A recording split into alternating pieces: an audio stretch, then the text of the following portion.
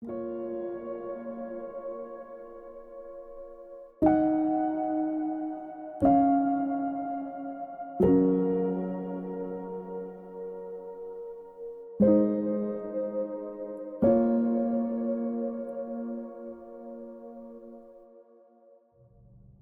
a cold winter morning in 1817, in a quiet house in Winchester, a woman who had never travelled far, never married, and never signed her own name to her books and quietly prepared for death.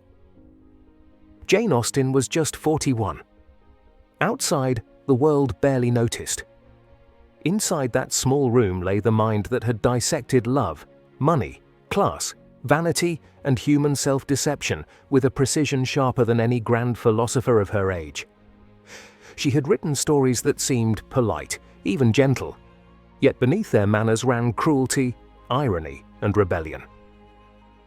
This is the paradox of Jane Austen, a woman dismissed in her lifetime as a minor novelist, who went on to become one of the most penetrating observers of human nature in literary history. On a cold December morning in 1775, in the quiet village of Steventon, Hampshire, a child was born into a world that appeared small, orderly, and unremarkable. Fields lay dormant under winter skies. Narrow lanes curved past hedgerows and cottages. Church bells marked time more faithfully than clocks. It was here, in this rural pocket of England, that Jane Austen entered life. Not into grandeur or spectacle, but into rhythm, routine, and watchful calm. Steventon was not isolated, but it was contained. Its social universe was measured in visits, sermons, letters, and shared meals. Everyone knew one another, or believed they did. Reputation travelled faster than people, and manners were currency. This was a place where the slightest change, a new family, renting a nearby house, a missed church service, an ill-considered remark, could ripple quietly through the community. It was a world perfectly suited to observation if one knew how to look. Jane was the seventh of 8 children born to George Austen and his wife Cassandra. The Austen household was neither wealthy nor deprived. They lived in a rectory provided by the church, modest but lively, surrounded by farmland and the slow, dependable life of parish duties. What the family lacked in money, they compensated for with energy, intellect, and an unusual freedom of mind. George Austen was a clergyman, but he was not austere. He believed in reason, education, and curiosity, and his vocation did not narrow his thinking. His rectory was filled with books, far more than most households of similar standing. Theology stood beside history, philosophy beside poetry, essays beside novels. Reading was not an ornament, it was a habit. Conversation, too, was valued. Ideas were exchanged freely, teased, challenged, and reshaped around the family table. This atmosphere mattered. Jane did not grow up being taught that thought belonged to men and obedience to women. She grew up hearing arguments, jokes, disagreements, and stories told with confidence and wit. Her father encouraged intellectual play, not solemn instruction. Learning in this household was woven into daily life, casual, curious, and alive. The Austen children were a close-knit group, bound together by shared amusements and shared confinement. In a household with many voices, silence was rare. There were games, amateur theatricals, impromptu performances, and long evenings of reading aloud. Stories circulated constantly. Some invented, some exaggerated, some sharpened with irony. Humor was not gentle, it was observant, sometimes sharp, always quick. Jane absorbed this tone early. She learned that laughter could reveal as much as it concealed. Her brothers, in particular, exposed her to a wide range of temperaments. They were ambitious, playful, sometimes reckless. Through them, Jane saw how confidence could shade into vanity, how charm could hide selfishness, how affection could coexist with rivalry. Her sister Cassandra, closest to her in age and spirit, offered something different, intimacy, loyalty, and shared understanding. Between siblings, Jane learned to read moods, measure silences, and notice what people did not say. The domestic world of the Austen family became her first and most enduring classroom. Here she watched the small negotiations of daily life, who deferred, who insisted, who performed politeness, and who genuinely felt it. She saw how authority operated quietly, how affection could be conditional, how expectations pressed down without ever being spoken aloud. These lessons were not taught deliberately. They were absorbed instinctively through repetition and attention. Outside the home, the village reinforced these observations. The rectory placed the Austens at a social crossroads. Parishioners came and went, bringing with them complaints, gossip, gratitude, and pride. Visits were formal, but never neutral. Each interaction carried unspoken rules: how long one stayed, how one spoke, what one mentioned, and what one avoided. Jane watched all of this with a child's apparent innocence and a future novelist's precision. She did not travel widely as a child. She did not encounter courts, capitals, or continental splendor. Her landscape was familiar and limited. Lanes, fields, neighboring homes, the church interior with its predictable order. But limitation sharpened perception. With fewer distractions, the smallest gestures became legible. A raised eyebrow could speak volumes. A pause could expose an intention. Jane learned early that drama did not require grand events. It existed wherever people wished to appear other than they were. The England of Jane's childhood was stable on the surface and rigid beneath. Social rank was visible, yet mobility was constrained. Marriage shaped destinies more decisively than talent. Women, in particular, were trained to adapt, to charm without offending, to hope without demanding, to accept outcomes dressed as choices. Jane absorbed these realities not as abstract principles, but as lived patterns. She saw them enacted repeatedly in drawing rooms and dining tables, where civility masked tension and conversation concealed calculation. What distinguished Jane was not rebellion, but clarity. She did not rage against her environment. She studied it. She noticed how people spoke differently depending on who listened, how morality shifted when convenience intervened, how kindness and self-interest often wore the same expression. These observations were not bitter. They were precise.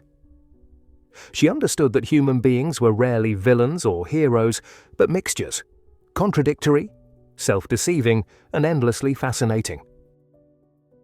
The Austen household encouraged this clarity by refusing solemnity. Irony was welcome. Pretension was mocked. Emotional excess was met with humor rather than alarm. This atmosphere gave Jane permission to think freely, to question without declaring war, to see flaws without surrendering empathy. It trained her eye to detect absurdity even in respectable forms. Crucially, Jane did not learn to observe from the margins. She was inside the world she would one day portray. She shared its assumptions, its rhythms, its pleasures. She understood its attractions as well as its constraints. This insider's perspective would later give her work its distinctive power: the ability to expose social fictions without condescension, to critique without cruelty. By the time Jane Austen was a child forming her earliest impressions, the foundations of her genius were already laid. Not in privilege or instruction, but in proximity. Not in exceptional experiences, but in sustained attention. The rectory at Steventon did not produce a prodigy. It produced an observer, patient, amused, and quietly relentless. Nothing in these early years announced revolution. There were no signs of literary destiny, no dramatic breaks from expectation. And yet, within this modest setting, a sensibility was forming that would later redefine what the novel could do. By treating ordinary life as worthy of scrutiny, By granting significance to conversation, gesture, and motive, Jane Austen would eventually transform the smallest social worlds into mirrors held up to human nature itself. The years passed quietly at Steventon, marked not by events, but by accumulation of impressions, habits, and inner resources. Jane Austen's childhood unfolded without ceremony, yet it was anything but empty. Days were shaped by routine, but her mind ranged far beyond it. Education did not arrive in formal stages or solemn lessons. It seeped in, absorbed almost without notice, through books, conversation, and the constant motion of a household that treated thought as a form of play. Her schooling was irregular and brief. Like many girls of her class, Jane spent most of her education at home. There were short periods away. Modest attempts at formal instruction, but none defined her development. What mattered far more was the freedom she enjoyed within her father's library and her family's tolerance for curiosity. She was not guided toward refinement in the narrow sense. She was allowed, even encouraged, to read widely and indiscriminately. Jane read everything she could reach. Novels passed through her hands alongside histories, essays, poetry, and plays. She encountered sentiment and satire, melodrama and moral instruction, absorbing styles and voices with remarkable speed. At a time when novels were often dismissed as frivolous or dangerous, especially for young women, Jane encountered them without warning labels. She learned early how stories worked, how emotions were shaped on the page, how excess could tip into absurdity. Plays held particular appeal. Dialogue sharpened her ear. Scenes taught her timing. She learned how quickly dignity could collapse under pressure, how easily characters betrayed themselves when they spoke too much. Poetry, too, left its mark. Not for ornament, but for rhythm. Jane's prose would later move with a quiet musicality, each sentence balanced, controlled, alert to its own effect. This education was unsupervised, but not careless. George Austen trusted his daughter's intelligence. He did not ration ideas. He allowed her to form judgments early, to admire and to reject, to laugh where she pleased. That trust gave Jane something rare: confidence without arrogance. She learned to think independently, but never loudly. Her certainty was inward, steady, and resilient. Within this atmosphere, writing emerged not as an aspiration, but as a habit. Jane began to write as a child, and she did so with startling boldness. Her earliest works, later known as her juvenilia, were not timid exercises. They were exuberant, irreverent, and knowingly excessive. She wrote stories full of absurd heroines, ridiculous villains, and gleeful reversals of moral expectation. Virtue was mocked. Sensibility was exaggerated until it collapsed under its own weight. These early pieces were not practice in obedience. They were experiments in freedom. Jane parodied the very forms she was expected to admire. She delighted in pushing sentiment to the point of nonsense, in exposing how easily lofty emotions could be manufactured. Even at this young age, she showed no reverence for convention simply because it existed. What mattered to her was coherence, energy, and truth, even if that truth arrived through laughter. There is a wildness in these early writings, a sense of a mind testing its reach. Characters fall in love instantly, die suddenly, lie shamelessly, and triumph without remorse. Nothing is sacred. Yet beneath the chaos lies precision. Jane already understood structure. She already knew how to pace a scene, how to land a joke, how to let a contradiction speak for itself. Crucially, these writings were not meant for public judgment. They circulated within the family, read aloud, enjoyed, sometimes teased. There was no audience beyond the safety of home. Writing was not yet a path outward. It was a refuge inward. Jane wrote because it pleased her, because it sharpened her mind, because it gave shape to thoughts that had nowhere else to go. At the center of this inner world stood Cassandra Austen. Older by a few years, Cassandra was Jane's closest companion, her confidant, and her emotional anchor. Where Jane was quick, ironic, and playful, Cassandra was steadier, more reserved, and quietly strong.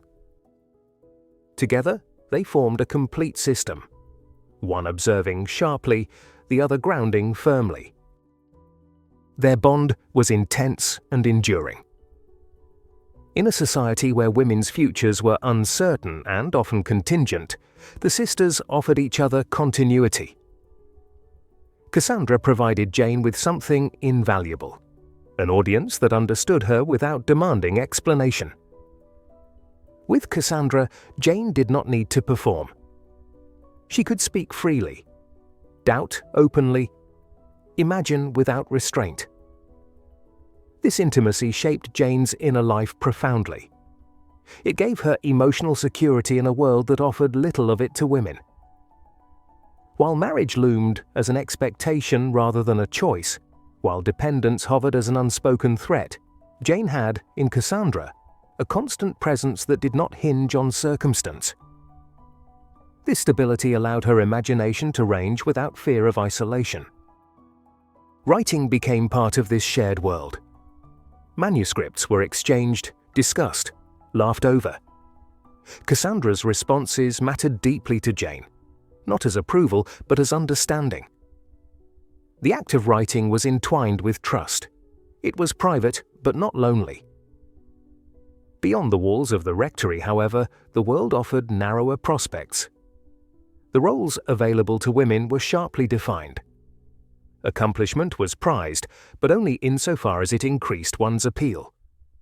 Intelligence was tolerated, but excess was suspect. Independence was admired in theory, discouraged in practice. Jane absorbed these realities with clear eyes. She did not rage against them. She registered them. The contrast between her inner freedom and her outward limitations did not yet produce bitterness. It produced awareness. Jane learned how carefully women had to navigate conversation, how ambition disguised itself as modesty, how wit could be mistaken for impropriety if wielded too openly. These observations did not silence her, they refined her. She learned the power of understatement, of saying less and meaning more. In this period, writing became a discipline.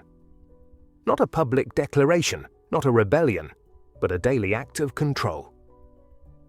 Jane trained her mind through composition, shaping thought into form, testing clarity against constraint. She wrote with enjoyment, but also with seriousness. Not the seriousness of career, but of craft. One brief line she would later write captures something of this early relationship with her work. "I am not at all in a humor for writing. I must write on till I am." It reveals a truth already present in her youth. Writing was not dependent on inspiration. It was an act of will, a way of thinking through resistance rather than waiting for permission. As Jane moved through adolescence, the energy of her juvenilia began to settle. The wildness did not disappear, but it tightened.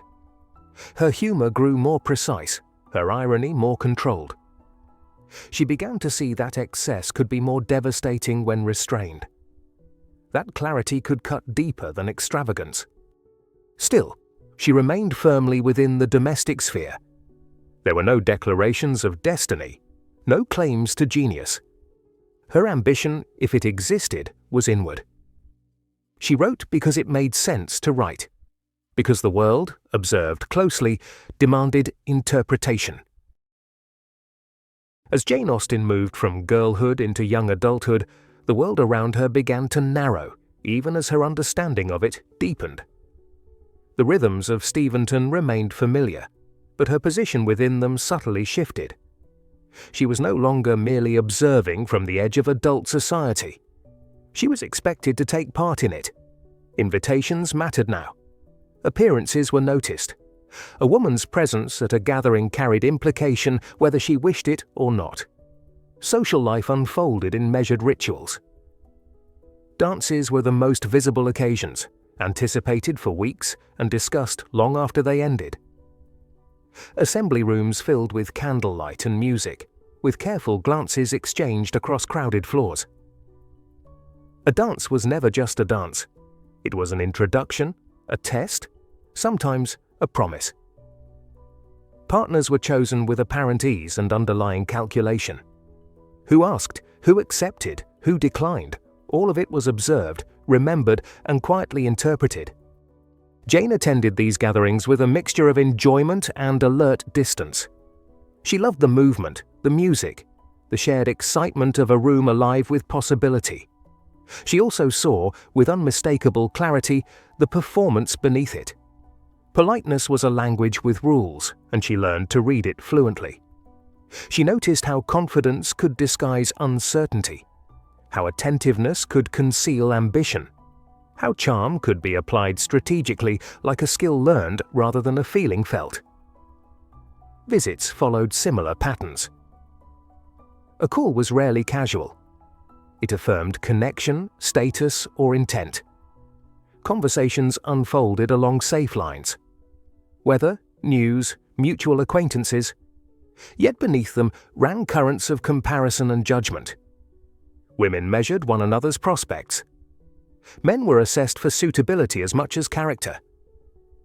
Jane absorbed all of this without comment, storing impressions rather than reacting to them. Her own position was complicated. She was intelligent, lively, and quick-witted, but she was not wealthy. She brought no fortune to the marriage market, only herself. This fact hovered constantly, unspoken but decisive. For women of her class, marriage was not primarily romantic. It was economic, stabilizing, and often necessary. Affection was desirable, but security was essential. The ideal union balanced both, yet reality rarely cooperated so neatly. Jane understood this early.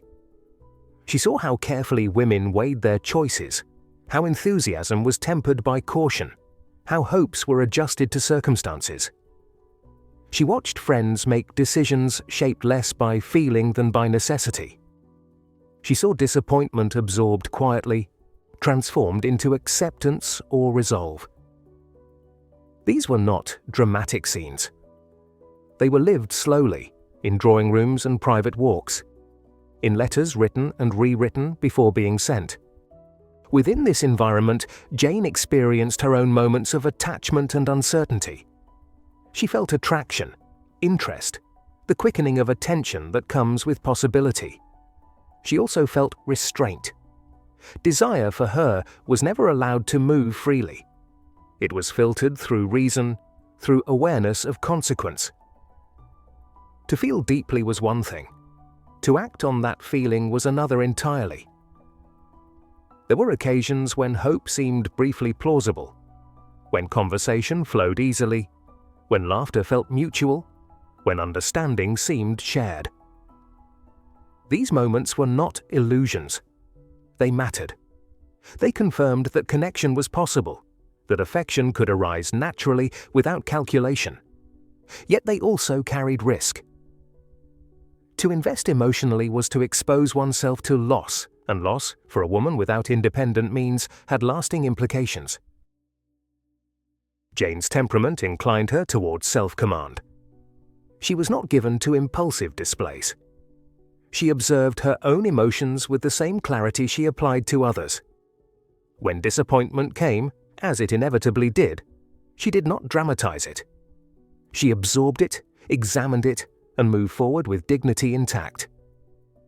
This was not emotional coldness. It was discipline. Around her, the pressure to marry intensified with time. Youth was a currency with a visible expiration date. Opportunities were expected to be seized promptly. Gratitude expressed even when enthusiasm was thin. To refuse a suitable offer required courage, justification, and a willingness to accept uncertainty. Jane understood what refusal might cost her. She also understood what acceptance might cost her if it demanded the surrender of self-respect. Marriage, as she observed it, was a negotiation between desire and reality. Some unions achieved balance, others settled into compromise, and some calcified into quiet regret. Jane watched these outcomes closely. She noticed how affection changed under the weight of dependence, how power shifted within households, how personalities hardened or softened in response to daily intimacy.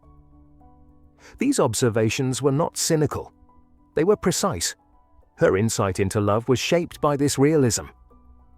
She did not believe that emotion alone was sufficient, nor did she accept that security justified indifference.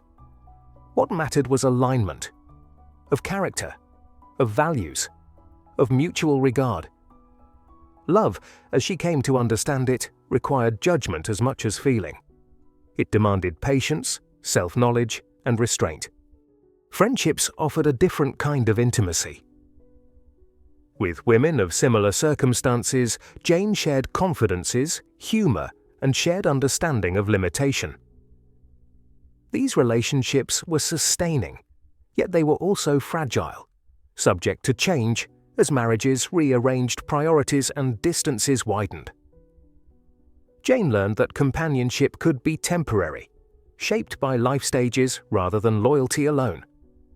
Through all of this, she remained observant rather than embittered. She did not retreat from society, nor did she surrender to its expectations.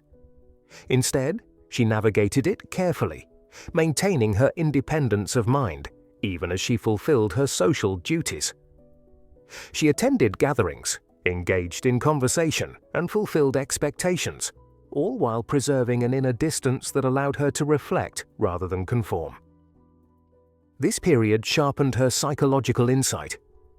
She began to understand not only what people did, but why they justified it to themselves. She saw how pride masked insecurity, how humility could disguise manipulation, how self-command could be mistaken for indifference. These distinctions fascinated her. They revealed the complexity beneath social surfaces. Romance for Jane was never a simple narrative.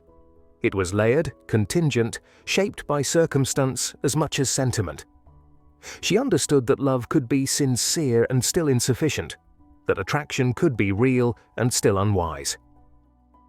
This understanding did not harden her heart, it refined it. She became more exacting, not less hopeful. Writing remained her private refuge throughout these years. It was the place where observation could be transformed into understanding, where emotional tension could be shaped rather than endured.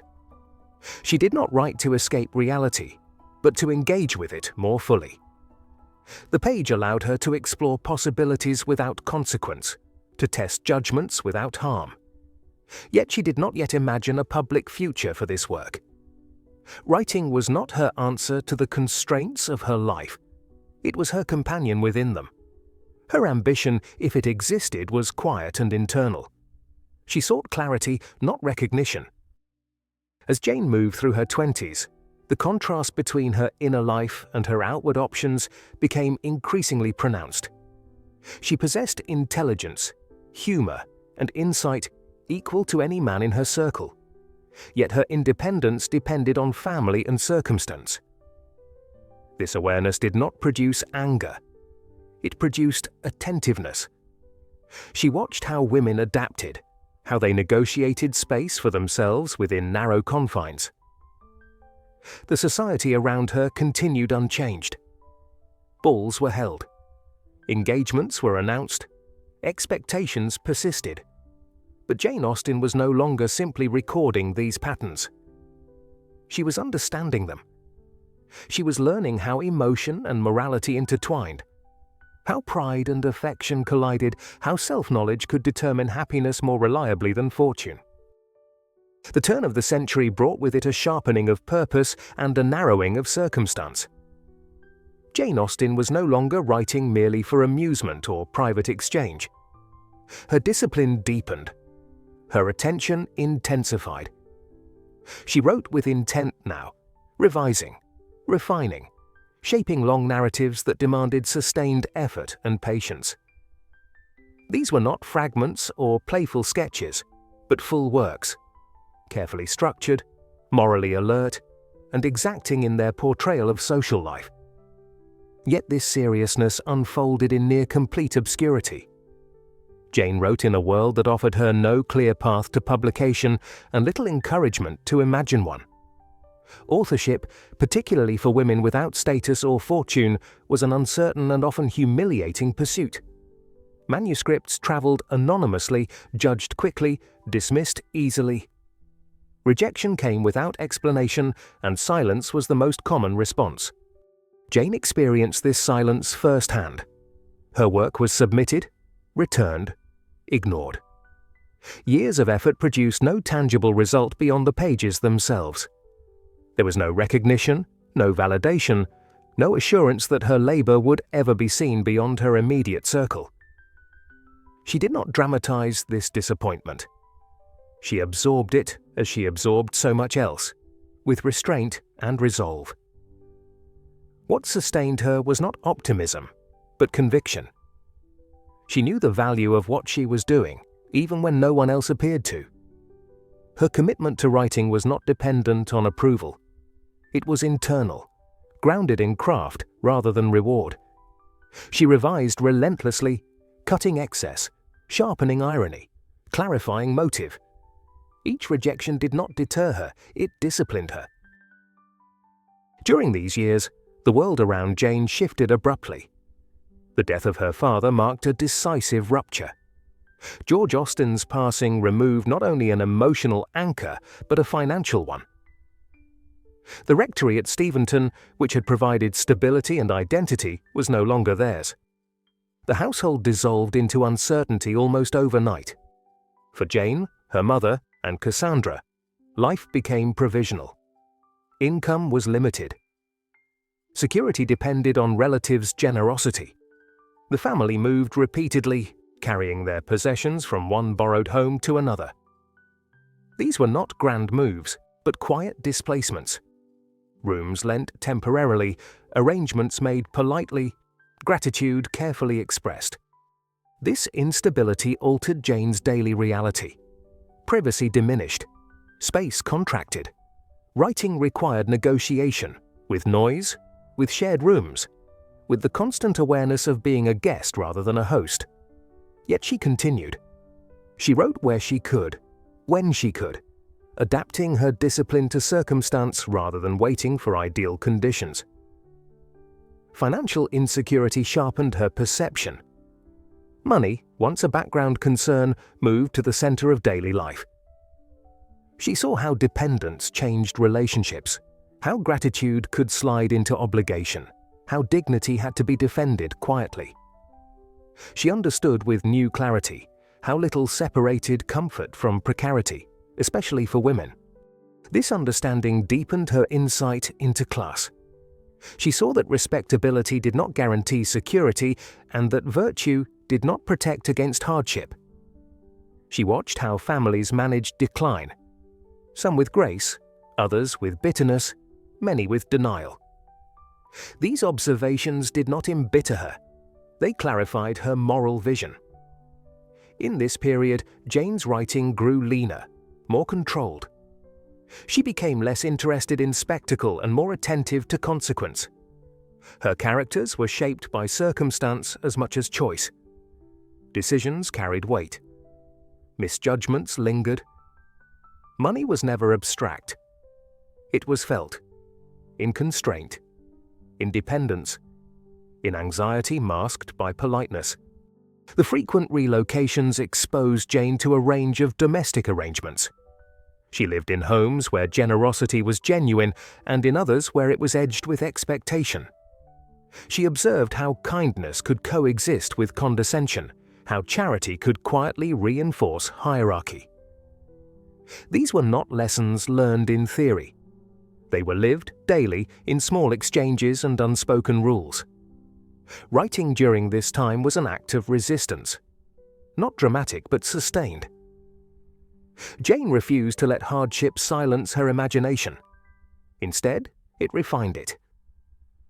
She learned economy, not only of language, but of focus. Every scene had to earn its place. Every gesture had to matter. Waste, in life or on the page, was no longer tolerable. Despite rejection, she did not abandon the belief that her work deserved to exist. But she also did not pursue recognition aggressively. Pride and prudence held her in balance. She would not beg for attention, nor would she surrender her standards for acceptance. This restraint cost her time, but it preserved her integrity.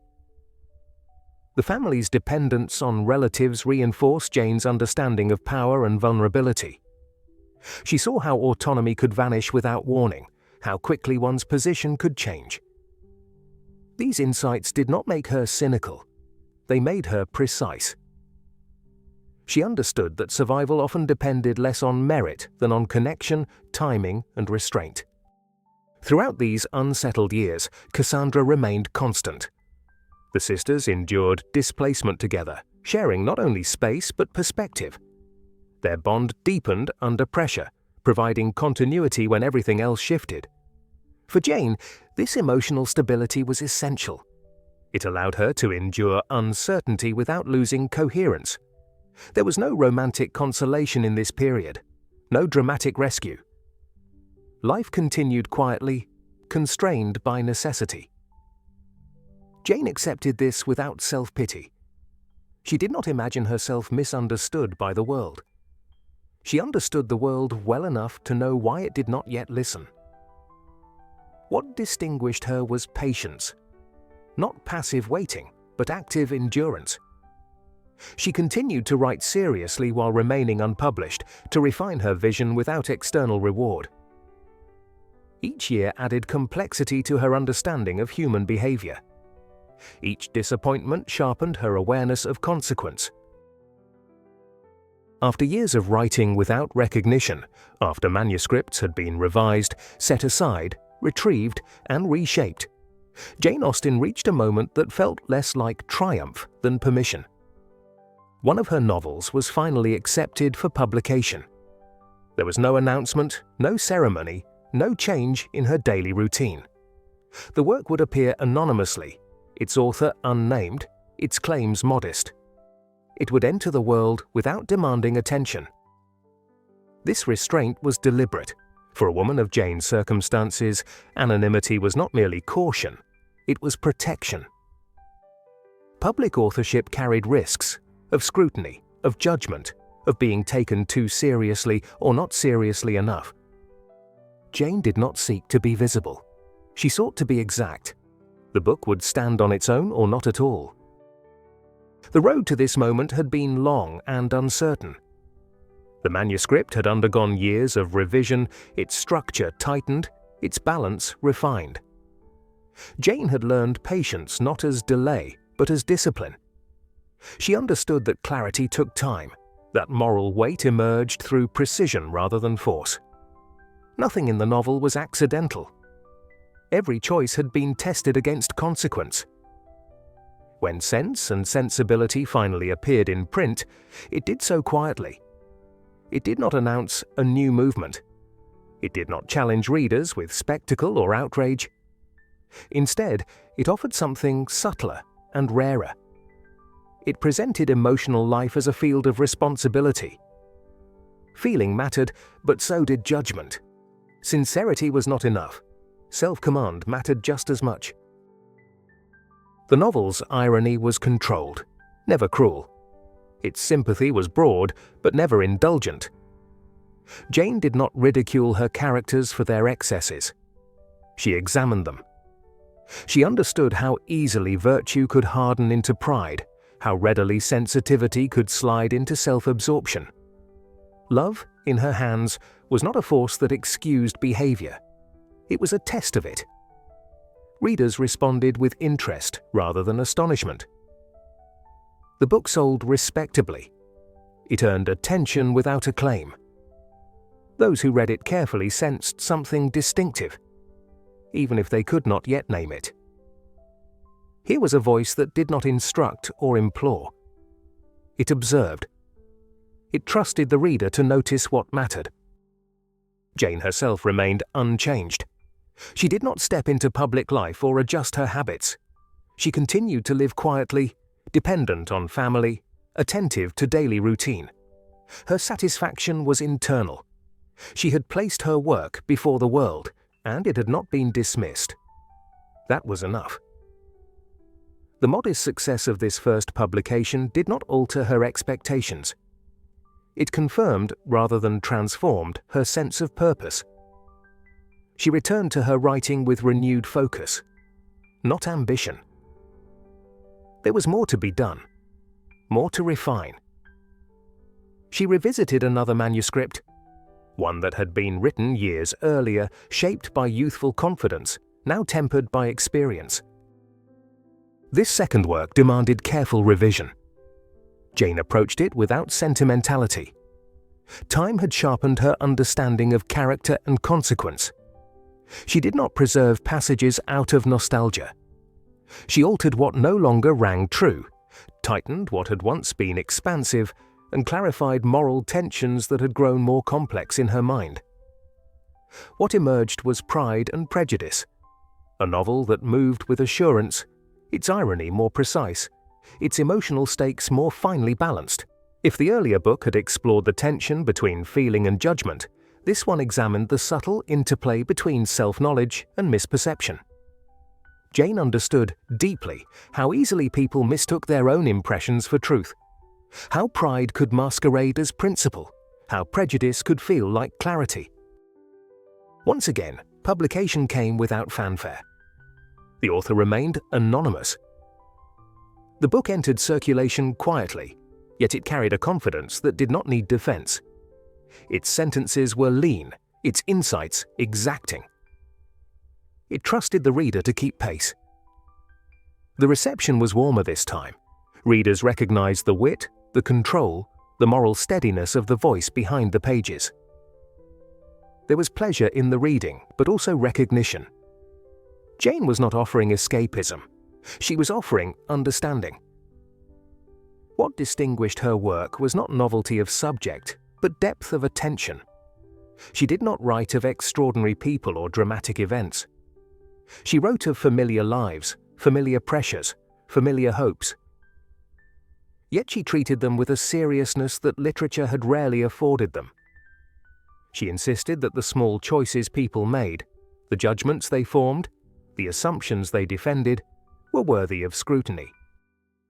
Her irony was never ornamental. It served a moral function. It revealed the distance between how people saw themselves and how they acted.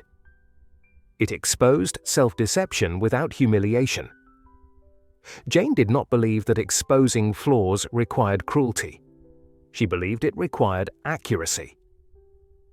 In these early publications, her literary voice emerged fully formed. Not loud, not experimental, but unmistakably her own. It balanced sympathy with restraint, insight with discipline. She did not write to provoke emotion. She wrote to illuminate it. Love, in her work, was not destiny. It was a process of learning, about oneself, about others, about the limits of judgment. This was new. Romance in literature had often leaned toward idealization or despair. Jane offered neither. She presented love as moral negotiation, shaped by character as much as feeling. Happiness, when it appeared, was earned through self-knowledge rather than luck. Her success, such as it was, remained private. There were no crowds, no acclaim. Reviews were few, word of mouth slow. Jane did not seek to amplify her presence. She accepted what came without reaching for more. Her confidence was internal, rooted in craft rather than applause. There is one line she would write that captures this quiet satisfaction. "I am extremely gratified by the praise which you have bestowed upon my last novel. It is restrained, measured, almost formal. Yet beneath it lies something rare, contentment without triumph." Financially, these publications offered modest relief, not transformation. They did not free her from dependence or uncertainty. They did not alter her social position, but they affirmed that her work had value beyond the private circle for which it had once been written. That affirmation mattered. Jane continued to live as she always had, observing, reflecting, writing. Success did not alter her habits or her humility. She did not confuse recognition with importance. What mattered was the work itself and the moral clarity it demanded of her. The world did not yet know her name. Many readers did not know who had written the books they admired. Jane Austen remained, outwardly, an anonymous woman living a quiet life. But something had shifted irrevocably. Her voice had entered the public world, not loudly, not defiantly, but with calm assurance. By the time Jane Austen turned to the work that would become Mansfield Park, something in her vision had shifted. The quiet assurance that had carried her through earlier publications was still there, but it had hardened into something firmer. She was no longer content merely to observe social life with balance and irony. She wanted to test it, to weigh it, to expose not only its vanities but its moral evasions. The world around her had not grown more forgiving. Class distinctions remained sharp. Dependence was still the unspoken condition of many women's lives. Respectability still required compliance, gratitude, and restraint. Jane knew this world intimately. She had lived within its boundaries long enough to understand where its pressures were most keenly felt. In this period, her confidence as a writer deepened, not as self-assertion, but as clarity of purpose. She trusted her judgment enough to resist expectation. She no longer felt obliged to reassure her readers. If they were unsettled, that was part of the work. Mansfield Park emerged from this resolve. It was a novel less immediately charming, less eager to please. Its moral center was quieter, its tensions less easily resolved. Jane did not offer her readers the comfort of swift sympathy or easy alignment. Instead, she asked them to pay attention, to subtle power, to quiet endurance, to integrity practiced without applause. At the heart of the novel was a different kind of heroine. Not dazzling, not effortlessly admired. A figure shaped by dependence, humility, and observation rather than confidence or display.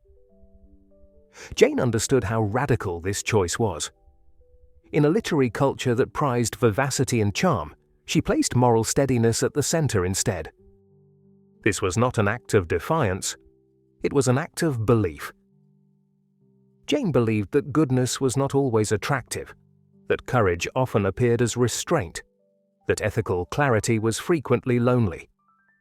She trusted her readers to confront these truths, even if they resisted them at first. The novel's social world was more rigid, more stratified. Hierarchies were not merely background, they structured every interaction. Who spoke freely, who deferred, who was indulged, who was scrutinized, all of it mattered. Jane did not soften these realities. She presented them as lived facts, shaping character and choice. Money and status were no longer just pressures, they were instruments. Power moved quietly, through expectation rather than command. Those who benefited most from the system were often the least aware of it. Jane exposed this blindness without melodrama. She allowed it to reveal itself through behavior, through entitlement mistaken for generosity, through negligence disguised as ease. In doing so, she challenged her readers. She refused to simplify moral judgment. Characters could be charming and careless, upright and unkind, generous and self-serving. Jane did not arrange them into neat categories. She understood that morality was rarely theatrical. It unfolded through repetition, habit, and choice. The novel's treatment of responsibility was particularly unsparing. Jane had little patience for those who evaded duty under the guise of pleasure or authority. Yet she did not condemn loudly.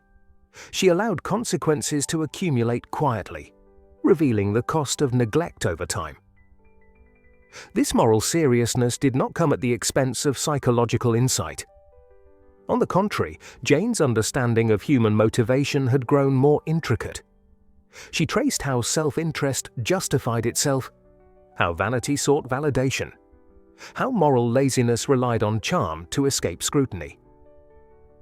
These were not abstract failings. They were patterns she had observed repeatedly in life. In Mansfield Park, Jane confronted the limits of romantic idealism. Love was no longer sufficient on its own. Character mattered more. Consistency mattered more. The ability to act rightly without encouragement mattered most of all. This was Jane Austen at her most exacting. Not harsher, but more demanding. She believed that literature could ask more of its readers, not emotionally, but ethically. That it could reveal the quiet heroism of integrity practiced without applause. By the time Jane Austen turned to the work that would become Emma, she was writing from a position of complete artistic control. There was no struggle now to discover her voice, no hesitation about what she wished to examine. The discipline of earlier years, the moral seriousness she had claimed for herself, and the patience learned through silence had converged into something rare. Confidence without exhibition. She no longer wrote to prove that ordinary lives deserved attention. She assumed it. She no longer balanced irony carefully against sympathy. She allowed them to coexist naturally. In Emma, Jane Austen wrote not as a novelist seeking approval, but as one fully aware of her power and uninterested in explaining it. At the center stood a heroine unlike any she had written before. Confident, capable, intelligent, and profoundly mistaken about herself. Jane Austen did not soften this choice. She did not ask her readers to admire Emma immediately, or even comfortably. Instead, she trusted that attention, over time, would do its work. This was a bold act. To place a flawed consciousness at the heart of a novel required absolute command of tone and structure. Jane needed her irony to be exact, never slipping into ridicule. She needed her sympathy to be steady, never indulgent. Above all, she needed to trust her readers to see what Emma herself could not, without being told. That trust defined the novel. Jane did not instruct. She arranged.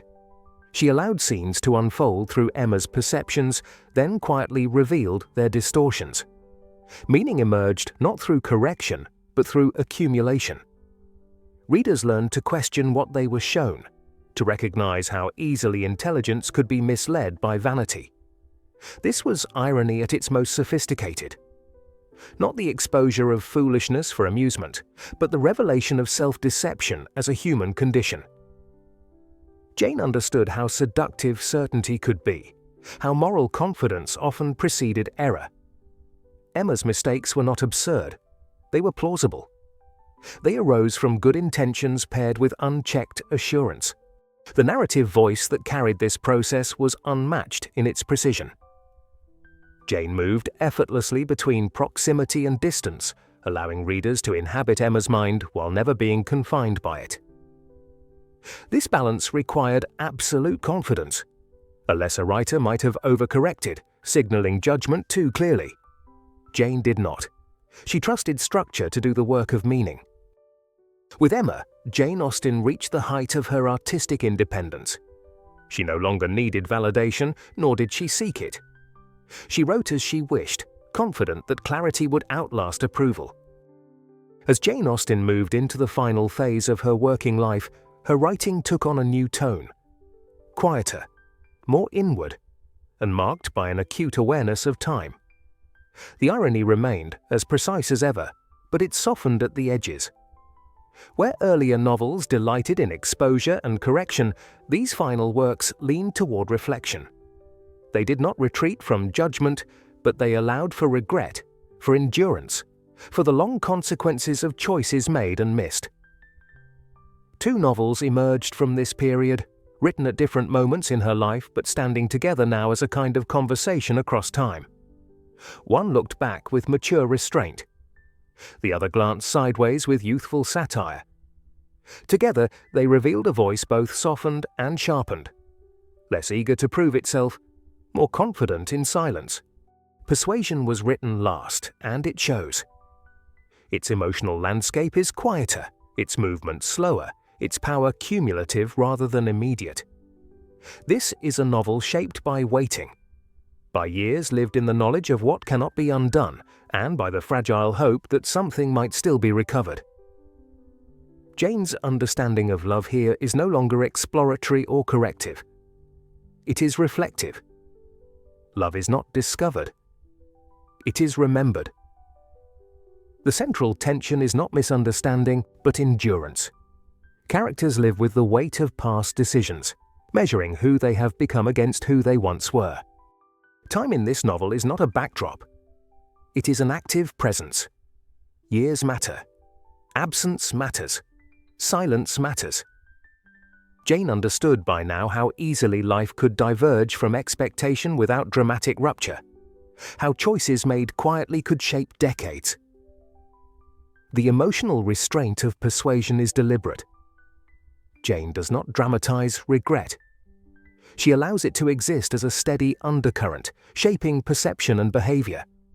The pain here is not loud. It is carried. Characters move through social routines while holding private histories that have never been resolved. At the center of the novel stands a figure defined not by brilliance or wit, but by constancy. Jane's confidence allowed her to place quiet endurance at the heart of her story. She trusted that readers would recognize strength without spectacle. There is a single line that captures the novel's emotional intelligence without breaking its restraint. She had been forced into prudence in her youth. She learned romance as she grew older. It is not a declaration, but an acknowledgement of time lived, of feeling delayed, of wisdom gained at cost. Alongside this deeply reflective work stands Northanger Abbey, a novel written much earlier but published later, now revealing its youthful energy with fresh clarity. Where Persuasion moves inward, Northanger Abbey delights in outward play. It sparkles with satire, with affectionate mockery of imagination unchecked. The contrast between these two works is striking and instructive. Northanger Abbey pulses with the energy of a young mind testing its reach, delighted by exposure and reversal.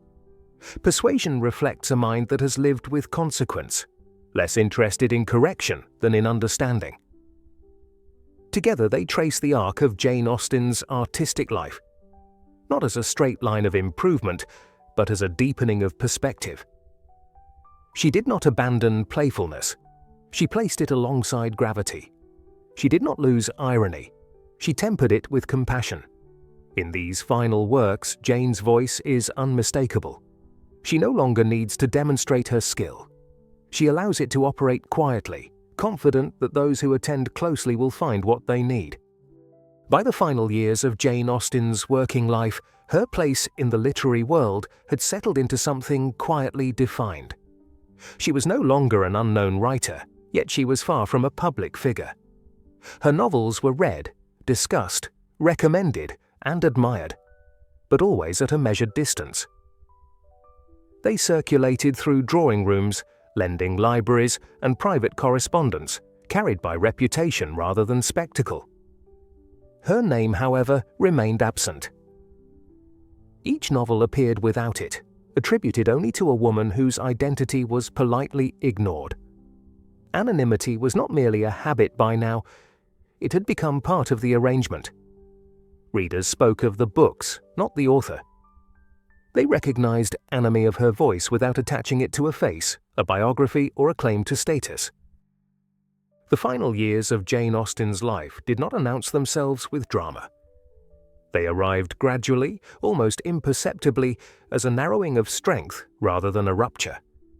At first, there was only fatigue, an exhaustion that lingered longer than it should have, a sense that ordinary tasks demanded greater effort. She continued to write, to revise, to observe, but the body began to resist what the mind still commanded with ease. Illness came without clarity or diagnosis. There was no single moment when Jane understood herself to be unwell in a final way. Instead, there were intervals of weakness and recovery, days when she felt capable and days when she did not. She met this uncertainty as she met most things, without dramatization, without complaint. Her attention turned inward, not in fear, but in assessment. Those around her sensed the change more clearly than she acknowledged it herself. Family members watched her carefully, measuring her energy, shielding her from unnecessary strain. There was tenderness in these attentions, but also restraint. Jane did not invite concern, and she did not dramatize decline. She retained authority over her own experience.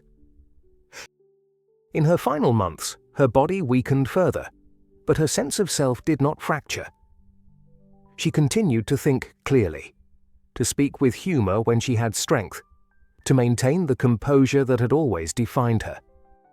Those who were with her remembered not a woman diminished, but one concentrated, reduced in physical scope, but not in presence. On July 18, 1817, Jane Austen died at the age of 41. The moment was quiet. There was no public announcement, no immediate recognition of loss beyond those who knew her. Her death passed with the same restraint that had marked her life. She was buried simply in Winchester Cathedral. The inscription spoke of her character, her faith, her virtues, but not her authorship. Even in death, her identity as a writer remained unmarked. The world had not yet learned how to name what it had lost. The response was measured, almost muted. There was grief among family and friends, but little beyond that circle. No crowds gathered. No retrospectives were written. Her novels remained in circulation, read by some, admired by fewer, still anonymous to most. In the years following her death, her work continued quietly. Readers returned to her novels, sometimes out of familiarity, sometimes out of curiosity. They noticed things they had not noticed before. They found that the books did not exhaust themselves. They discovered that the clarity they offered did not fade with time. Gradually, her name emerged. Her authorship was acknowledged. Her voice, once detached from identity, acquired a presence. Readers began to understand that these novels were not merely pleasant observations of social life. They were examinations of character, morality, and freedom, rendered with a precision that resisted aging. At the end of her life, she did not offer a summary or a farewell.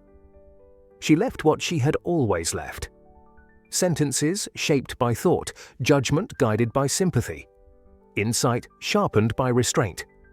And in those pages, her voice remains, calm, exact, and enduring, still speaking, still attentive, still inviting us to know ourselves a little better. As she once wrote, with characteristic simplicity and truth, "Know your own happiness,